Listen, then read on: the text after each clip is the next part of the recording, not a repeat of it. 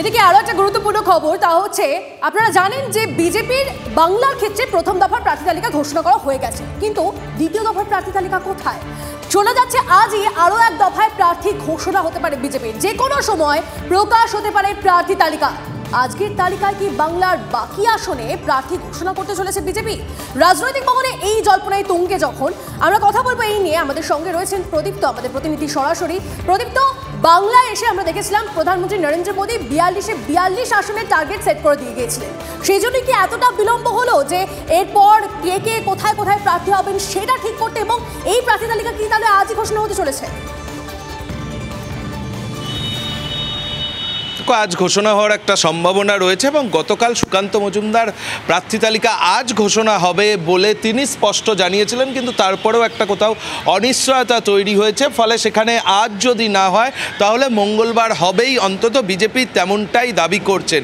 এবং তুমি যে প্রথম প্রশ্ন করলে যে 42টি আসনের টার্গেট প্রধানমন্ত্রী বেঁধে দিয়েছিলেন, অবশ্যই, এবং সেই কারণেই বিজেপির তরফ থেকে যে প্রার্থীদের নামই সামনে আনা হোক না কেন, কোথাও কোথাও যে মতান্তর ছিল সেই মতান্তরকে কাটিয়ে রেখে যাতে ঐক্যবদ্ধভাবে প্রার্থীদের নাম সামনে আনা যায়, ঐক্যবদ্ধভাবে কর্মীরা যাতে লড়াই করেন, সেই কারণেই বাছাই করতে কোথাও কোথাও একটু সমস্যা হচ্ছে।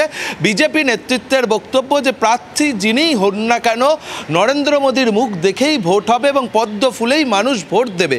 কিন্তু তারপরেও কেন এই দেরি জানিয়ে চর্চা চলছে। তার মধ্যে রায়গঞ্জ, দার্জিলিং, ব্যারাকপুর এইরকম বেশ কয়েকটি আসন নিয়ে একাধিকবার বিভিন্ন নাম সামনে এসছে এবং একাধিকবার বিভিন্ন নাম বিজেপির অন্দরেই ঘোরাফেরা করেছে, জানিয়ে বারবার আলোচনায় বসতে হয়েছে। এবং গতকালও আমরা দেখেছিলাম সুকান্ত মজুমদার, অমিতাভ চক্রবর্তীরা তারা জেপি নাড্ডা, অমিত শাহের সঙ্গে বৈঠক করেন এবং সেই বৈঠকের নির্যাস নিয়েই কিন্তু অমিত শাহরা তারা প্রধানমন্ত্রীর উপস্থিতিতে বৈঠক করেন, যে বৈঠক গতকাল রাতভর চলেছে বলেই খবর। দীর্ঘ সময় সেই বৈঠক চলে এবং বাংলা ছাড়াও প্রদীপ্ত কবে এই যে তালিকা রয়েছে, প্রার্থী তালিকা রয়েছে, সেটা ঘোষণা হয় অবশ্যই আমাদের সেদিকে নজর থাকবে, কারণ বেশ কিছু চমক রয়েছে, এটা বলাই যায়। আপাতত তোমাকে ধন্যবাদ প্রদীপ্ত।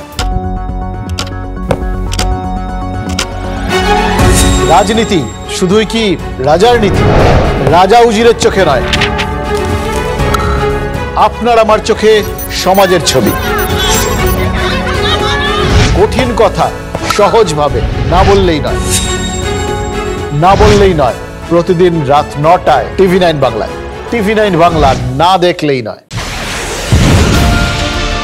রাজনৈতিক তরজায় টকশোয়ের হট্টগোলে হারিয়ে যায় কিছু গুরুত্বপূর্ণ খবর, দেশ বিদেশের না জানা খবর যা চমকে দেবে আপনাকে। সেই খবরই নিয়ে আসি আমি আপনার সামনে। আমি অনির্বাণ চৌধুরী। দেখুন স্ট্রেট কাট, সোম থেকে শনি রাত 10টায় টিভি 9 বাংলায়।